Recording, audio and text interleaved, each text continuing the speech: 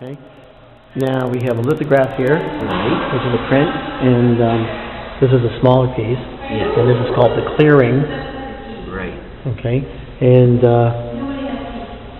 this one is called tumbleweed. Right.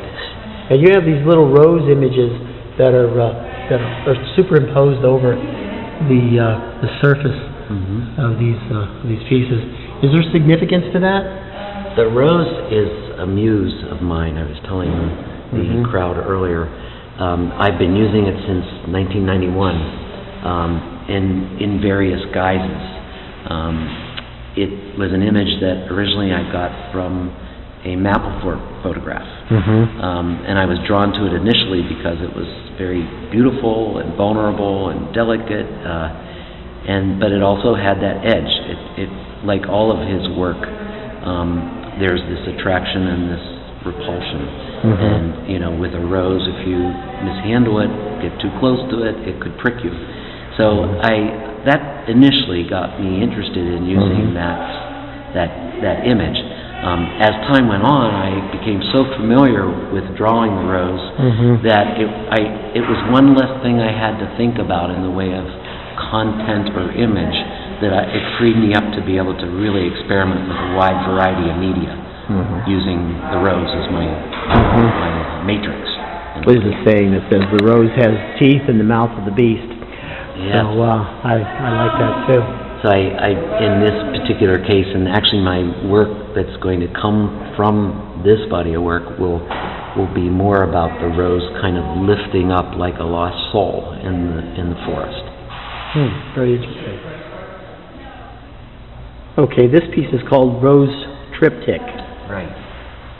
Now there are 3 images of the rose here, and this follows the same ideology of what you were just speaking about. Yeah,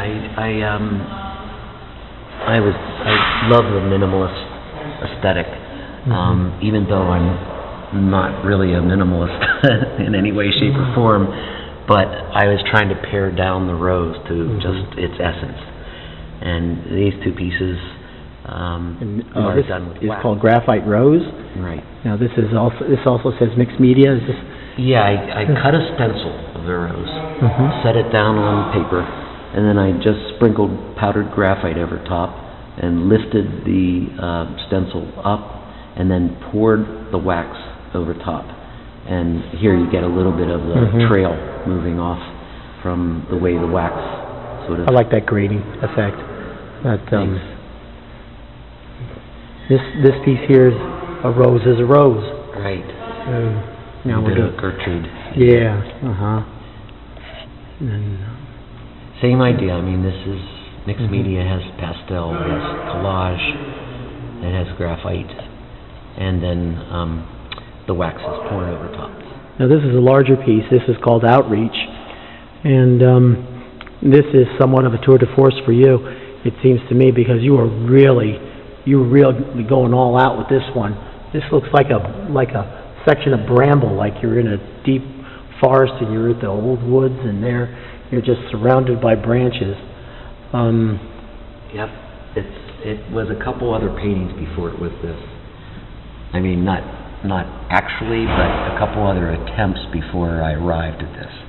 Therefore, that's why you have such a heavy impasto kind of surface. There's a lot of paint on there. That's a real knockout. Okay, this is also a monotype called Bramble, and this is from last year. Right. Monotypes are a great way to get through ideas in a quick period of time. I work these at home in my studio, and then they're done with a water-based paint, so it's okay that the paint dries on the plate before I run it through the press. This is titled Apocalypse. It's also a monotype, and pretty interesting with the big swathes of color here. Looks like, yeah, well, yeah. I was noticing the monotypes had a transparency to them, with, I guess, the consistency of the paint. So with this, I wanted to really try to get a more opaque, more sort of cloudy, atmospheric type of quality to it.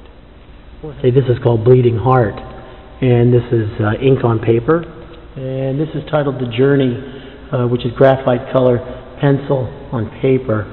And this one has a graph on it. Is it graph deliberate, or? It is. It has a grid that I actually gridded the source material, which was an photograph in a newspaper from an article. Mm-hmm. And so I gridded the photograph and blew up my grid a bit on the paper here and drew it from the picture. Yeah. Yeah. So I thought I liked the idea of leaving that grid down as a ground in a way. Mm-hmm. Therefore, I sort of threw in a little bit of color in the grid just to suggest slight increments as you moved across. And of course, I did it on the source material too, so it helped me land at the right square at the right time for what I was drawing. This so is, did this an inch at a time, an inch block at a time. This is more of a classical method here. Yeah. Yeah. This piece is called The Rose Forest, which is in oil, and this is somewhat in the same style as the other pieces, a little smaller, very concentrated. So you can see the rose and the trees and the abstract background. So it kind of follows your method of production here. Now this one is just titled Trees, which is casein and collage on panel. And this is just it's a break from technique, but it's very similar in methodology. Right. Yeah, I had this very geometric, rigid, grid-like ground. So I decided that when I go about laying my trees over top, I would make them very organic. This piece is titled Vortex. And this is also in oil.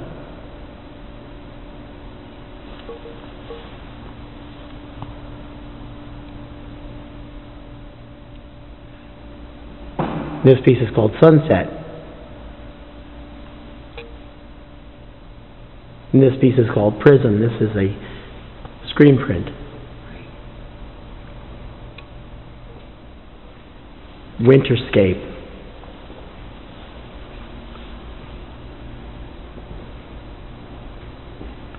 And this background is a little bit more minimal than your other ones. Right. Seems like a little bit more flat. Not quite so extravagant in the brush strokes. Not that that's a bad thing, I like that. This piece actually is the first of the tree paintings. Oh, this is the first one? Yep. Okay. This is a larger piece called Old Growth. And this is a dual piece in one frame. And this is very heavily painted. There's a lot of impasto on this. And these are on paper. Great.